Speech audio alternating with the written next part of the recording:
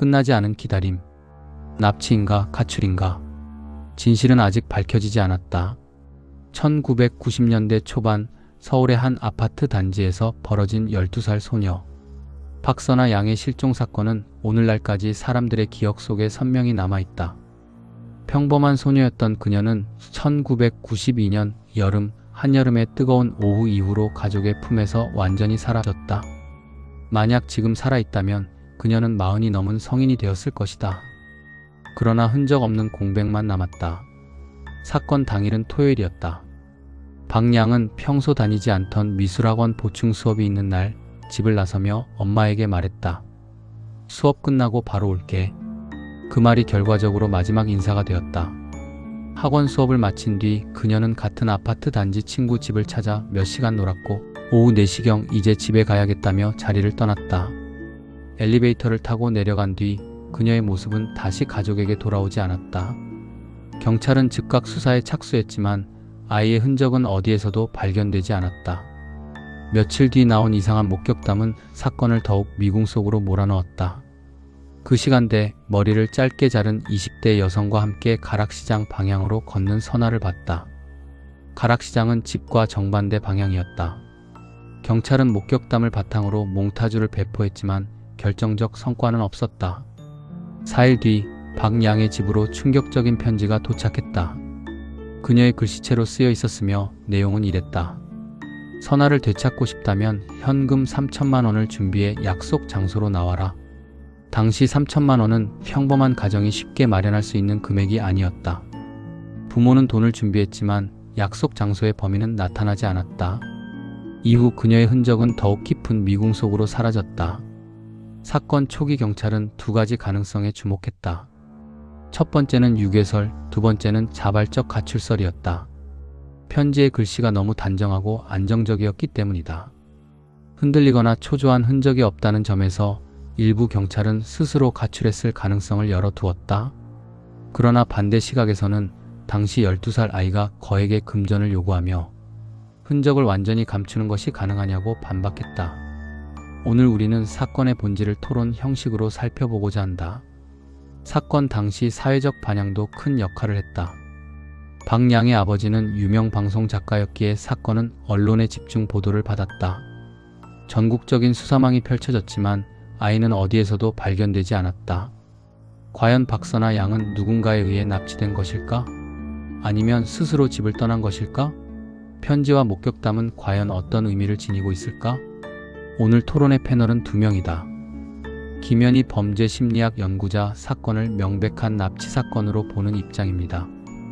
이영철 사회학자, 자발적 가출 가능성을 강조하는 입장입니다.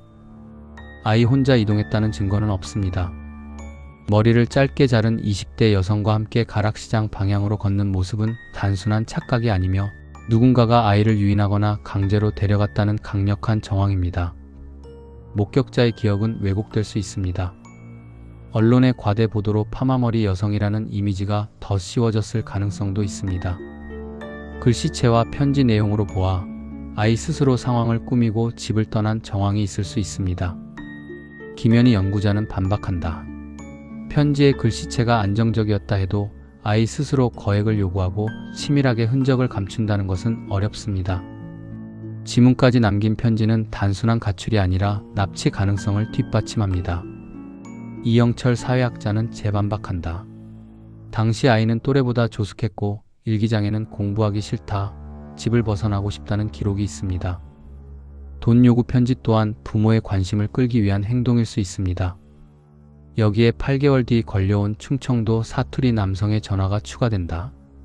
형이 선아 양을 데리고 있으며 설득하려면 돈이 필요하다. 김현희 연구자는 이를 조직적 범행의 흔적으로 보고 이영철 사회학자는 단순 사기 가능성을 주장한다. 시간이 흐르면서 사건은 점점 비현실적이 되었다. 수천 명의 경찰력과 전국적인 제보에도 아이의 흔적은 없었다. 단순 가출로 보기에는 너무 극단적이고 유괴로 단정하기엔 범인의 구체적 흔적이 희미했다. 사건의 중심에는 거대한 공백만 남았다. 결국 양측 전문가 모두 공통적으로 인정한 사실은 사건의 실마리가 남아있지 않다는 것이다. 그러나 공백 속에서 남은 것은 가족과 사회의 상처였다. 부모는 끝없는 시간 동안 딸을 찾았고 사회는 도시 한복판에서 벌어진 어린아이의 실종을 기억했다. 세월이 흘러도 박선아 양의 흔적은 단 한 조각도 나타나지 않았다. 수천 명의 경찰과 시민 제보, 언론의 지속적인 보도에도 불구하고 결정적 단서는 없었다. 마지막 목격, 편지, 전화는 사건을 미궁 속으로 몰아넣었다. 편지는 흔들림 없는 글씨체로 지문까지 남아있었다. 전문가들은 이를 두고 의견이 엇갈렸다.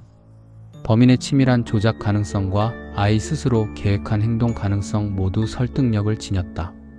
그러나 분명한 것은 12살 어린아이에게 너무 큰 상황이었다는 점이다.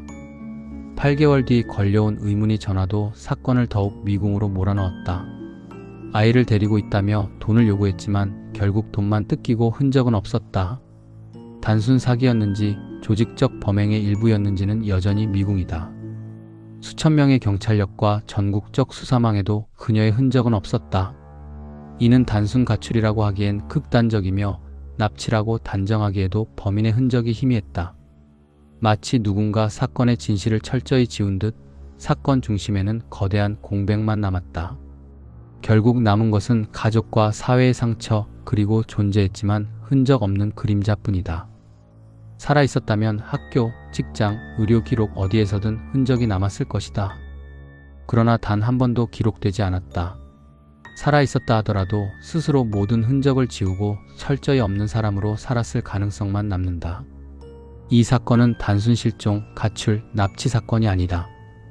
수십 년이 지난 지금까지 남겨진 것은 존재했지만 흔적 없는 그림자, 끝없이 이어지는 질문, 그리고 사회적 공백이다.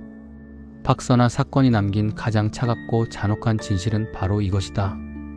존재했지만 흔적 없는 한 아이, 누구도 알 수 없는 그녀의 삶, 그리고 끝내 풀리지 않은 미스터리.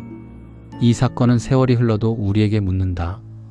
진실은 과연 무엇이었을까? 박선아 양의 실종 사건은 오늘날까지 사람들의 기억 속에 선명히 남아있다. 평범한 소녀였던 그녀는 1992년 여름, 한여름의 뜨거운 오후 이후로 가족의 품에서 완전히 사라졌다. 수업 끝나고 바로 올게. 선아를 되찾고 싶다면 현금 3천만 원을 준비해 약속 장소로 나와라. 단순 가출로 보기에는 너무 극단적이고 유괴로 단정하기엔 범인의 구체적 흔적이 희미했다.